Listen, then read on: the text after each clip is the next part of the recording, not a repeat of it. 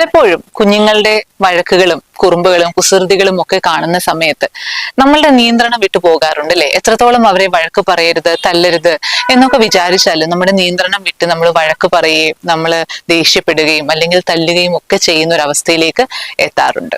പലപ്പോഴും മാതാപിതാക്കൾ അങ്ങനെ ചെയ്യുന്നത് കുഞ്ഞുങ്ങളെ വെൽ ബിഹേവ്ഡ് ആയിട്ടുള്ള ഡിസിപ്ലിൻഡ് ആയിട്ടുള്ള കുഞ്ഞുങ്ങളാക്കി മാറ്റുവാനായിട്ട്, അല്ലെ അങ്ങനത്തെ അഡൽട്സ് ആക്കി മാറ്റുവാൻ വേണ്ടിയിട്ടാണ്. പക്ഷേ അതിന് നല്ലൊരു മെത്തേഡ് എന്ന് പറയുന്നത് ഒരിക്കലും വയലൻസ് അല്ല എന്നുള്ളത് നമ്മൾ ഓരോരുത്തരും മനസ്സിലാക്കണം. നമ്മൾ മൈൻഡ്ഫുൾ ആയിട്ട് ഇരിക്കാനായിട്ട് ശ്രമിക്കുക. നമ്മൾക്ക് ഒരുപാട് സെൽഫ് വർക്ക് നടത്തണം അങ്ങനത്തെ കാമായിട്ടുള്ള മൈൻഡ്ഫുൾ ആയിട്ടുള്ള പേരൻസ് ആയി മാറാനായിട്ട്. അതിനുള്ള വഴികൾ നമ്മൾ തേടുക എന്നുള്ളതാണ്. ഒരിക്കലും ഉപദ്രവിക്കുന്നതോ വഴക്ക് പറയുന്നതോ സ്ക്രീം ചെയ്യുന്നതോ ഒന്നും കുഞ്ഞുങ്ങളെ ഡിസിപ്ലിൻഡ് ആക്കി വെക്കാനുള്ള ഒരു നല്ല മാർഗമല്ല. അവർ പേടിയുടെ പുറത്ത് ചിലപ്പോൾ ചെയ്തേക്കാം, പക്ഷെ ആ ഒരു സ്വഭാവം കണ്ടിന്യൂ ചെയ്തു പോകാനുള്ള ഒരു സാധ്യത വളരെ കുറവാണ്. അപ്പൊ നമുക്ക് എന്ത് ചെയ്യാൻ സാധിക്കും?